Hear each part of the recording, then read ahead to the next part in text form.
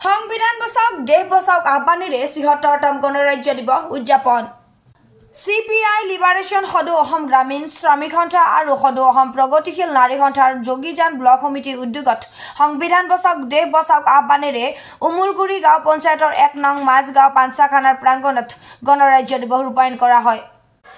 কাৰ্যসূচী অনুসৰি পুৱা CPI লিবাৰেশ্যন দলৰ জ্যেষ্ঠ নেতা প্ৰদীপ বৰদলৈয়ে জাতীয় পতাকা উত্তোলন কৰে। পতাকা উত্তোলনস্থলীত যুৱ নেতা মুজাকিৰ হুছেইনে ৰাজ্যক দেশৰ সংবিধান প্ৰস্তাৱনাৰ শপত বাক্য পাঠ কৰোৱাৰ বিপৰীতে প্ৰগতিশীল নাৰী সন্থাৰ নেত্ৰী আয়েফা বেগমে ৰাষ্ট্ৰীয় সংগীত ৰাজ্যক পৰিৱেশন কৰায়। ইয়াৰ পিছতে লক্ষণ বানাই নুৰ জামাল আৰু পুনেশ্বৰী দেৱীয়ে গঠিত সভাপতি মণ্ডলীয়ে সঞ্চালনা কৰা সভাখনিত CPI লিবাৰেশ্যন দলৰ প্ৰবীণ নেতা কমৰেড অৰূপ কুমাৰ মহন্তই মুখ্য আলোচক হিচাপে অংশগ্ৰহণ কৰি উপস্থিত ৰাইজক ৭৬তম গণৰাজ্য দিৱসৰ তাৎপৰ্য ব্যাখ্যা কৰে।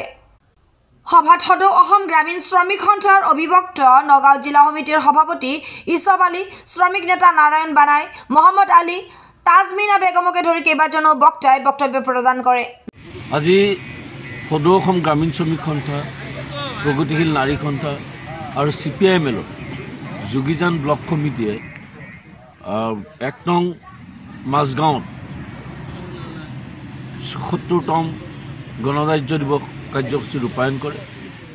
এই কাৰ্যসূচীত বিশেষকৈ সংবিধান বচাওক দেশ বচাওক আহ্বানেৰে এই কাৰ্যসূচী ৰূপায়িত হয় আৰু এই কাৰ্যসূচীত ডক্টৰ ভীমৰাও আম্বেদকাৰক গৃহমন্ত্ৰী অমিত শ্বাহে যি অপমানজনক মন্তব্য দিছিল তাৰ বাবে তাৰ পদত্যাগৰ দাবী উত্থাপন কৰে আৰু বিজেপি চৰকাৰে সমগ্ৰ দেশবাসীৰ ওচৰত ক্ষমা খোজাৰ দাবী উত্থাপন কৰে।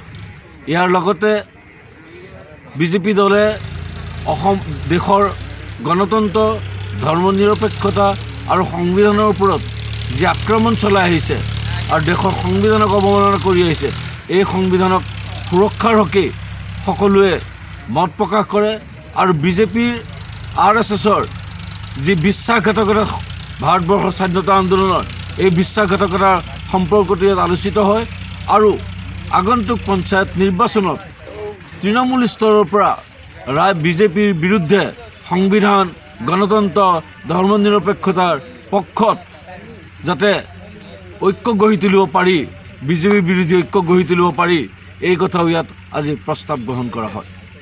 নগাঁৱৰ পৰা জয়ন্ত মুদৰ প্ৰতিবেদন ইত্যাদি A to Z।